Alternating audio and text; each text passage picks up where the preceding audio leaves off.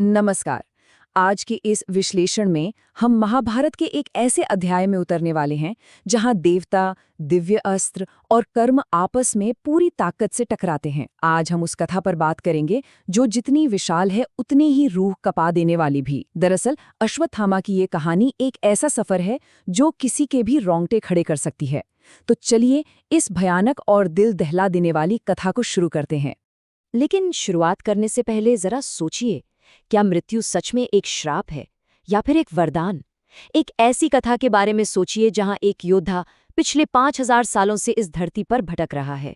उसके मस्तक पर एक अनंत घाव है जो लगातार रिस रहा है, और वो भटकते हुए एक ऐसी मौत की भीख मांग रहा है जो उसे कभी कभी मिल ही नहीं सकती। ये सोचकर ही एक अजीब सी सिहरन दौड़ जाती है ना? भाग 1, शापित अमर योद्धा। ये एक 5000 साल पुराना रहस्य है। आज भी अगर मध्य प्रदेश के असीरगढ़ किले के आसपास देखा जाए तो स्थानीय लोग एक रक्त रंजित भटकते हुए इंसान की कहानियां सुनाते हैं जो अपने रिश्ते हुए घाव पर लगाने के लिए तेल और हल्दी मांगता है। आखिर कोई इस हालत तक पहुंचा कैसे? भाग 2, दिव्य जन्म और एक कटु बचपन। यही है अश्वत्थामा का उद्गम। ये कहानी दरअसल किसी श्राप से शुरू नहीं होती, बल्कि एक बेहद दिव्य वरदान से शुरू होती है। जो प्राणी आज इतना भयानक और डरावना माना जाता है, वो असल में एक सुनहरे और तेजस्वी बालक के रूप में जन्मा था। यहाँ एक बिल्कुल स्पष्ट और हैरान करने वाला अंतर सामने आता है। एक तरफ थे दिव्य आशीर्वाद।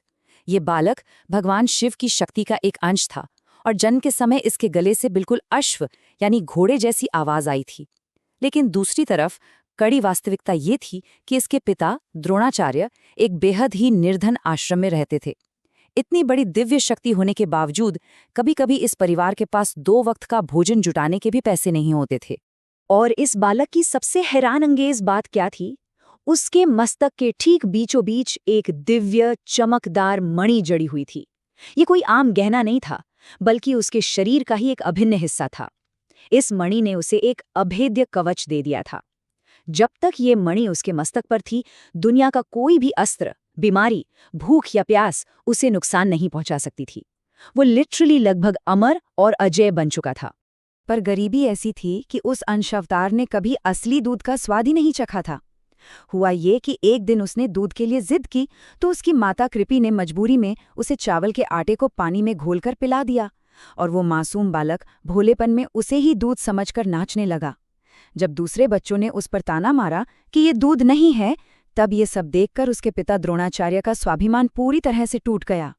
उन्हें अपनी इस लाचारी और निर्धनता पर घोर क्रोध आया। और अपने ही बेटे के इस अपमान ने ना एक भयानक कर्मचक्र को जन्म दे दिया। द्रोणाचार्य ने अपनी निर्धनता को खत्म करने की ठान ली। वो अपने बचपन के मित्र पांचाल नरेश द्रुपद के पास सहायता मांगने गए, लेकिन द्रुपद ने भरे दरबार में द्रोणाचार्य का घोर अपमान किया और कह दिया कि एक भिक्षुक और राजा कभी मित्र नहीं हो सकते। बस इस एक अकेले पल ने उस शांत ऋषि को एक प्रतिशोधी योद्धा बना दिया। उन्होंने एक ऐसा शिष्य तैयार करने की प्रतिज्ञा की जो द्रुपद का अहंकार तोड़ देगा। और सच कहूं तो यहीं से कुरुक्षेत्र के महायुद्ध की अदृश्य नींव आकार लेने लगी थी। भाग 3, कुरुक्षेत्र का छल, युद्ध का वो निर्णायक मोड़। महाभारत का युद्ध अपने सबसे चरम पर था और कौरव सेना के सेनापति के रूप में द्रोणाचार्य बिल्कुल अजेय लग रहे थे। वे अपने सामने आने वाले हर एक शत्रु को भेदते चले जा रहे थे। उन्हें रोकना असंभव लग रहा था। लेकिन 15वें दिन जो भी हुआ वो एक बेहद सोची समझी रणनीति थी। जब द्रोणाचार्य सेना का सफाया कर रहे थे, भगवान कृष्ण समझ गए कि जब तक उनके हाथ में अस्त्र हैं उन्हें हराना नामुमकिन है। उनकी आखिरी कमजोरी सिर्फ और सिर्फ उनका बेटा था। इसलिए भीम ने एक हाथी को मार गिराया जिसका नाम भी अश्वत्थामा था। फिर जब द्रोणाचार्य को विश्वास दिलाया गया कि उनका अपना पुत्र मरा गया है, उन्होंने गहरे शोक में अस्त्र डाल दिए और उसी पल निहत्ती अवस्था में द्रुपद के पुत्र धृष्टाद्युम्न ने उनका सिर काट दिया। ये पूरी घटना का सबसे ज्यादा मर्माहत करने वाला क्षण था। धर्मराज युधिष्ठिर ने बिल्कुल सच कहा था, अश्वत्थामा मारा गया, नर हो या हाथी ये मैं नहीं जानता। लेकिन जैसे ही उन्होंने आखिरी लाइन बोले, आसपास जोर जोर से शंख और भेरियां बजने लगी। उस भयंकर शोर में द्रोणाचार्य वो आखिरी हिस्सा सुन ही नहीं पाए। उन्होंने ध्यान से सिर्फ एक बात सुनी, अश्वत्थामा मारा गया, और इस आधा सच ने उनके भीतर के योद्धा और पिता दोनों को वहीं खत्म कर दिया। भाग 4 कालरात्रि का तांडव। वो रात जब युद्ध के नियम हमेशा के लिए मर गए। जब अश्वत्थामा को युद्ध भूमि में अपने पिता का कटावा सर और खून से सना शरीर मिला, तो एक बेटे की वो पीड़ा सीधे एक ज्वालामुखी जैसे क्रोध में बदल गई। उस आखिरी रात युद्ध के सारे नियम, सारी मर्यादाएं हमेशा के लिए जलकर राख हो गईं। प्रकृति के एक अजीब से संकेत ने इस कहानी को एक भयानक मोड़ दिया। एक पेड़ के नीचे शांत बैठे हुए अश्वत्थामा ने देखा कि एक उल्लू कैसे अंधेरे का पूरा फायदा उठाकर सोए हुए कौवों को एक एक करके मार रहा है। इस एक दृश्य ने उसे उस रात का सबसे भयानक तर्क दे दिया। जिस शत्रु को दिन के उजाले में नहीं हराया जा सकता, उसे रात के अंधेरे में मारना ही उचित है, खास करके जब वे सो रहे हों और बिल्कुल निहत्ते हों। और फिर महाकाव्य के सौप्तिक पर्व का वो द्रवित करने वाला घटनाक्रम शुरू हुआ।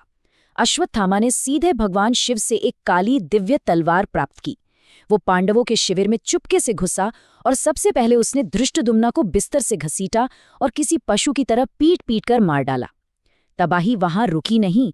उस अंधेरे में पागलपन की हद तक जा चुके अश्वत्थामा ने द्रौपदी के 5 सोए हुए बच्चों को पांडव समझकर उनके सर काट दिए। रक्त की उस होली ने पूरे शिविर को नरक जैसा बना दिया था। पर इस बदले का जो अंजाम निकला वो और भी ज्यादा रुला देने वाला था। अश्वत्थामा वो कटे हुए सिर लेकर मरते हुए राजा दुर्योधन के पास गया, लेकिन जब दुर्योधन ने ध्यान से उन मासूम सिरों को देखा तो वो चीख पड़ा, ये भीम का सिर नहीं है, ये तो एक बालक का सिर है। जरा सोच कर देखिए, दुर्योधन जो पांडवों का सबसे बड़ा शत्रु था, वो भी रो पड़ा। उसे एहसास हुआ कि अश्वत्थामा ने शत्रुओं को नहीं बल्कि उनके अपने ही कुल के आखिरी बचे दियों को हमेशा के लिए बुझा दिया है। भाग 5 महापाप और एक ऐसा श्राप जो मृत्यु से भी ज्यादा भयानक था। जब पांडवों को इस नरसंहार का पता चला तो उनका दुख सीधे आग बन गया। अर्जुन और कृष्ण क्रोध में उसका पीछा करते हुए निकल पड़े, एक ऐसी टक्कर जिसने इस ब्रह्मांड को उसके अंत के कगार पर खड़ा कर दिया। आगे बढ़ने से पहले इस ब्रह्मास्त्र को समझना जरूरी है। ये आम अस्त्र नहीं था, ये सर्वनाश का सबसे अंतिम और विनाशकारी अस्त्र था, जिसे सिर्फ एक सूखी घास के तिनके पर आवाहन करके चलाया जा सकता था। इसकी शक्ति किसी भी परमाणु अस्त्र से कहीं ज्यादा थी। जब अर्जुन और कृष्णा से अश्वत्थामा पूरी तरह घिर गया तो उसने डर के मारे इस अपोकलिप्टिक ब्रह्मास्त्र को छोड़ दिया। लेकिन सबसे बड़ी समस्या क्या थी? उसे इस अस्त्र को वापस लेना किसी ने सिखाया ही नहीं था। और ठीक यहीं उसने अपना सबसे घिनौना अपराध कर दिया। जब ऋषियों ने इस अस्त्र को रोकने को कहा तब अर्जुन ने तो अपना अस्त्र वापस ले लिया, लेकिन अश्वत्थामा ने माफी मांगने के बजाय अपने अस्त्र की दिशा ही मोड़ दी, सीधे राजकुमारी उत्तरा के गर्भ की ओर। उसने एक अजन्मे शिशु परीक्षित को मारने की कोशिश की, जो कुरु वंश का आखिरी आशीर्वाद था। ये इतना भयानक था कि भगवान कृष्ण को स्वयं उस गर्भ के भीतर जाना पड़ा ताकि उस मासूम की जान बचाई जा सके। एक अजन्मे बच्चे पर अस्त्र उठाना एक ऐसा पाप था जिसने अश्वत्थामा को मानवता से पूरी तरह और हमेशा के लिए अलग कर दिया। और इन सभी पापों का अंजाम बड़ा ही भयंकर निकला। क्रोध से भरे भगवान कृष्ण के आदेश पर अर्जुन ने अश्वत्थामा के मस्तक की उस दिव्य मणि को, उसके मांस और नसों को चीरते हुए बाहर निकाल लिया। फिर कृष्ण ने एक ऐसा श्राप दिया जिसकी गूंज आज भी सुनाई देती है, तुम अगले 3000 वर्षों तक इस पृथ्वी पर अकेले भटकोगे।